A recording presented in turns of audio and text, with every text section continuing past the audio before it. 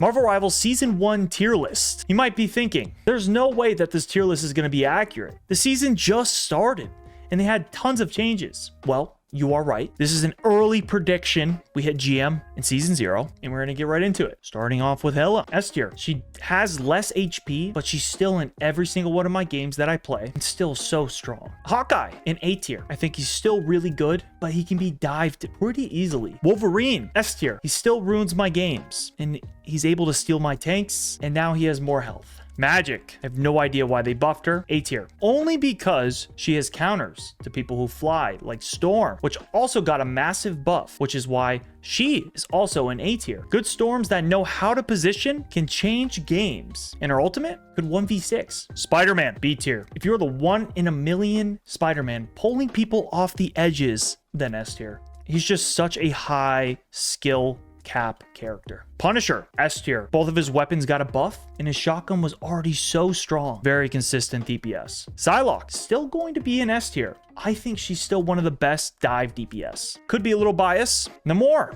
A tier. Very solid kit. Helps with anti-dive, and the buff helps with damage. Scarlet Witch, C tier. The buffs helped, but I think personally, they still fall short to B tier. You do less damage to tanks and more damage to weaker targets, which is just so situational. Ironman, A tier, to S tier if the team up is active. Gamma Ray is still so strong. Bucky, A tier, still a very strong pick.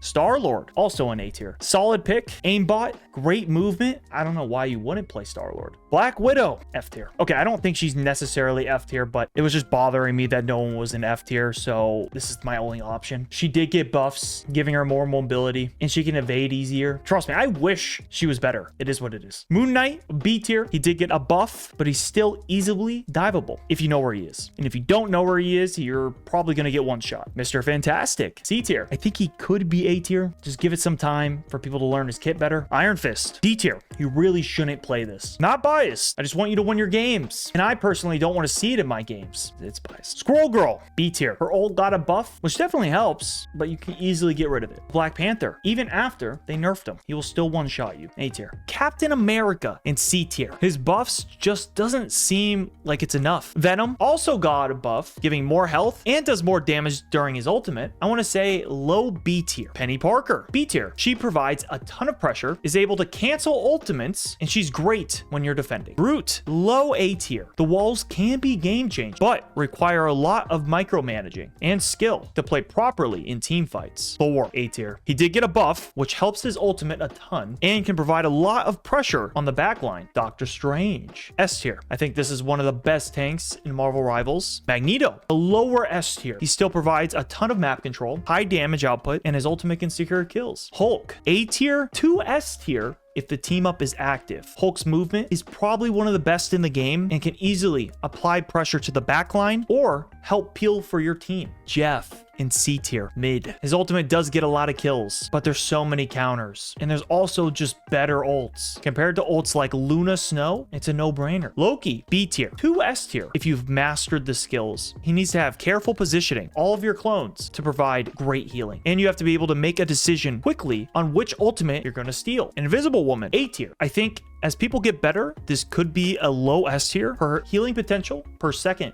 is less than Luna, but her basic attack does go through every target. So dealing damage and healing can provide a lot of impact. Adam Warlock, B tier. When I first made this tier list, I actually put him pretty low. His damage and ultimate actually change games. If you know how to use your abilities properly and min-max your ult, then A tier. Cloak and Dagger. She did get a buff and got an extra dash for her ultimate. Definitely provides great heals. A tier. Rocket Racoon, B tier. His E ability is great, giving a teammate a free respawn and has crazy high DPS. His ultimate gives everyone an extra 40% damage. You know, A tier. Mantis, S tier. Good mantises that are always spamming attacks and hitting crits across the map and using your no cooldown abilities to heal and boost damage. I mean, sounds great. And finally, Luna Snow in S tier. Her ultimate is the best ultimate in the game, arguably, and can change games, team fights, everything. If you did enjoy the video, make sure to leave a like and subscribe.